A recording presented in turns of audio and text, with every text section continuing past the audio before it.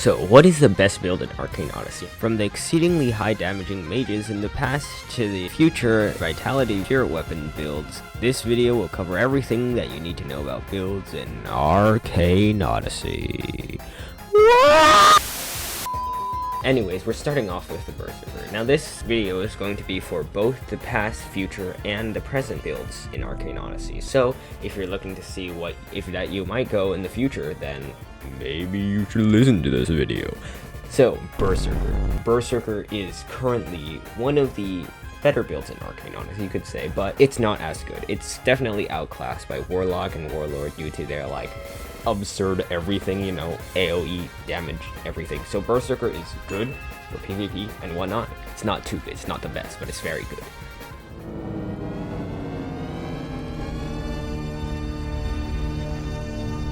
Now Conjurer builds. So Conjurers are a magic. Conjurer Blast! Conjurer is a magic-based build. This means that it has a lot of versatility for synergies, especially with bleed synergies, because Conjurer also use weapons, which is basically like the most versatile ability in the game. Sadly, half of these Conjurer abilities are broken because bleed synergies do not work sometimes if it clears bleed. But other than that, Conjurers in the past and right now, it's all high tier. But in the future, we might see it become meta due to the exceedingly high damage on some Conjurers.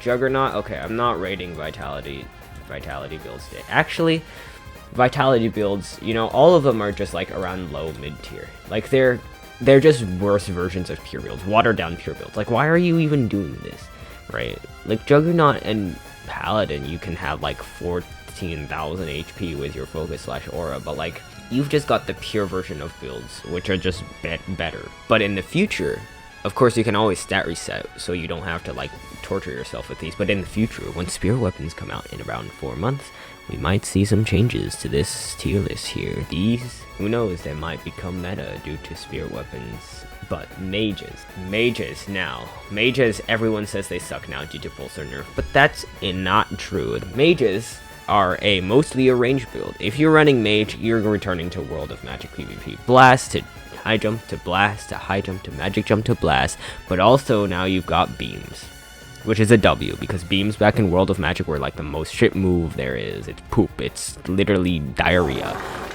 You need skill to play mage. You need aiming skill, you need speed, you need prediction, you need basically every skill in the game. So if you're looking for a skill acquiring build, then go mage.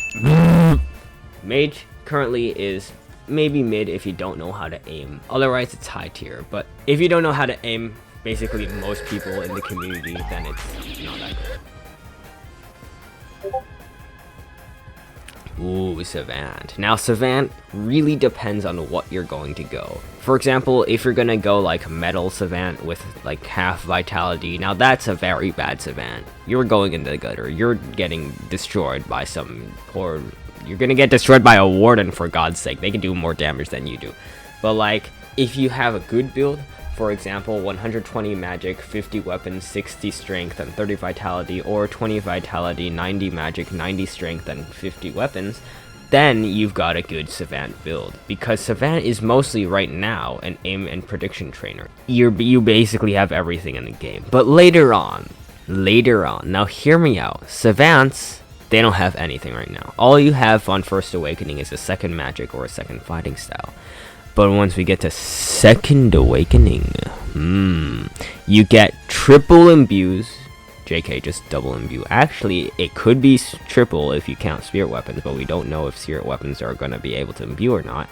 Onto a weapon. Like you can make crazy ass combos. Like, you know, Knocking Fist, that's gonna come later, which is basically just Lightning Fist. You take Knocking and you take Water Magic and you imbue them both into a weapon. You've got an insta paralyzing, teleporting, ethereal flash, right? And I think, in my opinion, just my opinion, I think that's pretty overpowered, especially for a Savant, which is a build that's much looked down upon right now. But Savants later on, who knows, will be conquering the universe.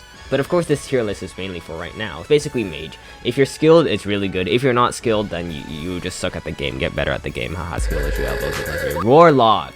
These last 3 builds, they're probably last for a reason, because they're all the most meta builds in the game right now. And I'm not saying don't go them, because if you do have an extreme issue of skill and are being teamed on by like the Warlords of the Sea, by the way, all of those people on the leaderboard also have a severe issue of skill, which is why they use these builds, then you should use these builds, because they are for the people with a severe issue of skill, like me. Now, Warlock, Warlord, and Warrior all start with a W. They're the WWW build. Warden might actually be... If all 4 of these builds are meta in the future, you've got the WWWW, the W builds, because they're just too meta for the... So like this, we've got a new tier list. This is the best tier list in the game, right? You've got the W builds up here, which are all meta. Warden in the future, and then we got like your normal tier list. And if we're gonna talk about the future, then this is gonna be like something like probably like this. I'm not gonna lie, actually no, like this. This is gonna be, that's not a W, this is gonna be the future. Actually this is gonna be the future. You've got good builds and you've got the W meta. They're gonna be everywhere. You're gonna see W here, W there, W everywhere, friggin' W in your face, man. But yeah, generally this will be the future builds. All of them, I feel like I put trust in the balance team and VTEX to make this possible, to make all of these builds balanced, so we don't have to make tier lists like this anymore.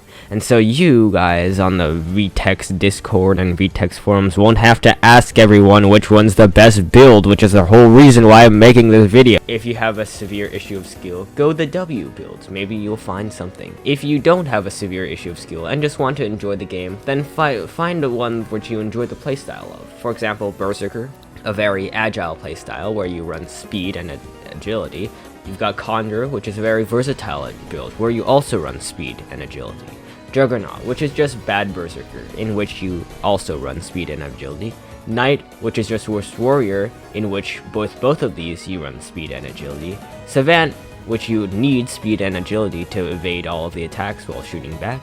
Mage, where you need speed and agility so you can hit them because your magic is too slow. Paladin, which is essentially worse Mage, where you need speed and agility to run around and not get hit. Warlock, in which you need speed and agility so you can go faster with your fighting styles. Warlord, in which you need speed and agility so your fighting styles abilities on your weapons go fast. And Warrior, where you need, wait, I already said Warrior. And Warden, where you need speed and agility because you can't do damage in the first place. Do you see what I'm hinting at right now? That's right, you need power and defense, because those are the most meta stats right now, and if you have over 100 power, then you should get down, because 100 power is way too much. You only need like 80 power or less. Now, I hope you enjoyed this video, and if you did enjoy this video, which I assure you, many of you guys definitely enjoyed this video. If you did, congratulate yourself, and with that, I'll see you in probably another 2 weeks.